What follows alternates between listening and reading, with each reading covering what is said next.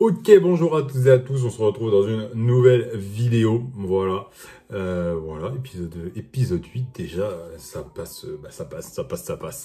Abonnez-vous si ce n'est pas encore fait, likez, commentez, tout ça, comme ça on interagit, ça donne de la force, ça permet aux vidéos qu'elles soient vues par plus de personnes. Voilà, hop, regardez, je baisse un peu parce que quand même, vu que je suis pour l'Olympique Lyonnais, faut quand même le montrer, il faut quand même rappeler qu'on est le meilleur club de France, voilà, hein, avis orageux, bien évidemment.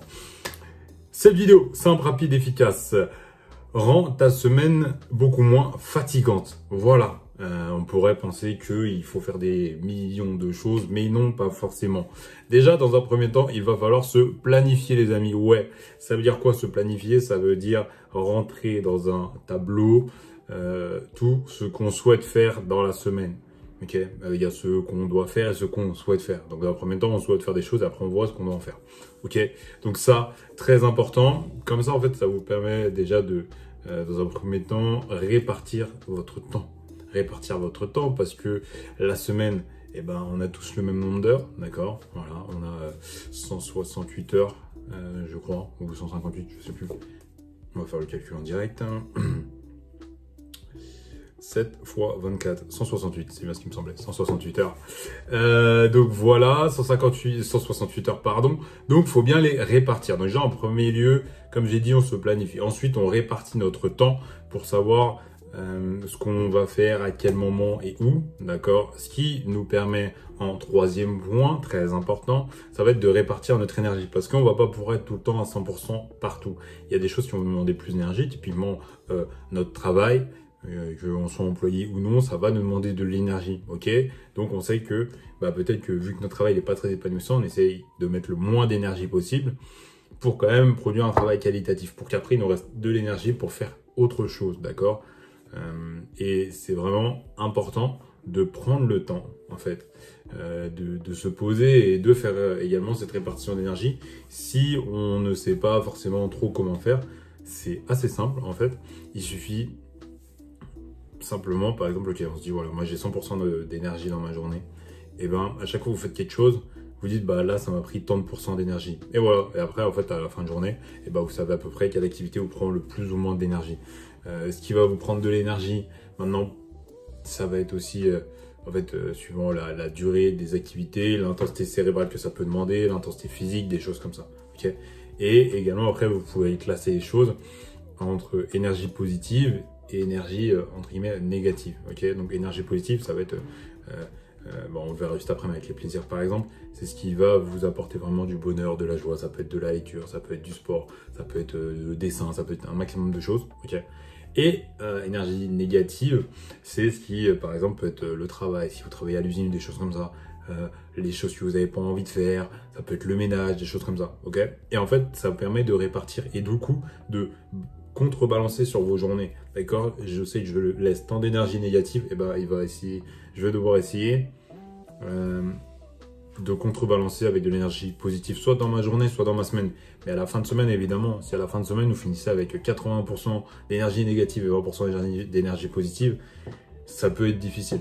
Ok, ça peut être difficile et forcément sur le long terme, à un moment donné, ça va créer des phases de dépression, de déprime, des phases où ça peut être beaucoup plus compliqué, ça peut même mener jusqu'au burn-out.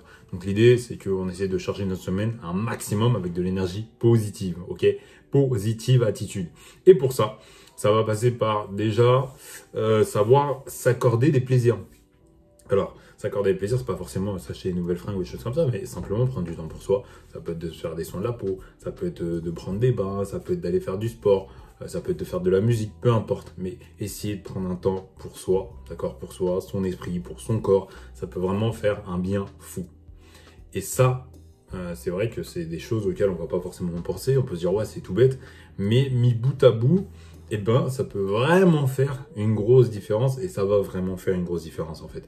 Parce qu'une personne heureuse, entre une personne heureuse et une personne malheureuse, généralement, alors oui, peut-être que la personne elle aura trouvé sa voie, mais déjà c'est qu'il y a une personne qui, à un moment donné, va réussir à prendre soin d'elle. Alors soit par les activités qu'elle fait, soit par oui, le fait qu'elle trouve sa voie, qu'elle fasse ce qu'elle veut, mais à un moment donné, c'est-à-dire que oui, votre corps en fait, à un moment, c'est comme c'est ouais, c'est comme une, je sais pas, c'est comme un enfant Ou voilà, ouais, c'est comme un enfant.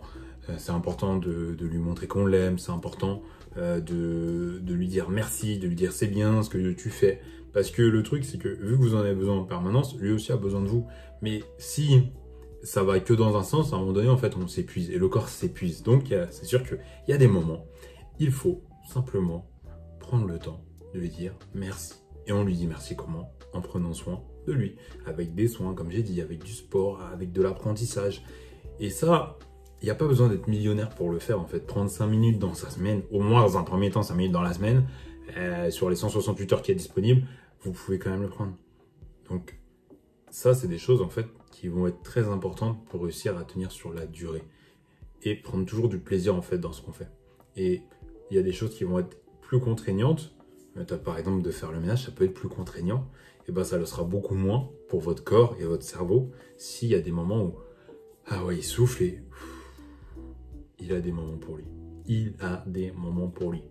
Et dernier point, bonus, ça peut être simplement de travailler sur la respiration. Donc la respiration, ok, je mets les mains sur les hanches, j'inspire par le nez et j'expire par la bouche.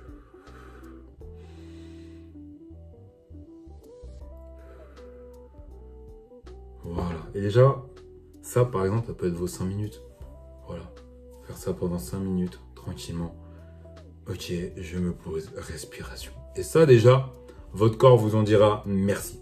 Votre corps vous en dira merci parce que qu'est-ce que ça fait du bien. Tout paraît plus léger d'un coup. Donc essayez ce travail déjà de la respiration.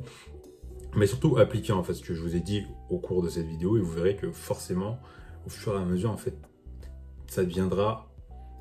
Vous arriverez plus facilement à vraiment prendre du recul sur les choses et ce sera beaucoup plus simple, les amis. Donc nous, on est là pour améliorer notre vie, pas forcément en termes financiers et autres, hein. Alors ça viendra peut-être plus tard, mais déjà dans un premier temps, avant de s'améliorer au niveau financier et tout, il faut déjà s'améliorer dans la tête.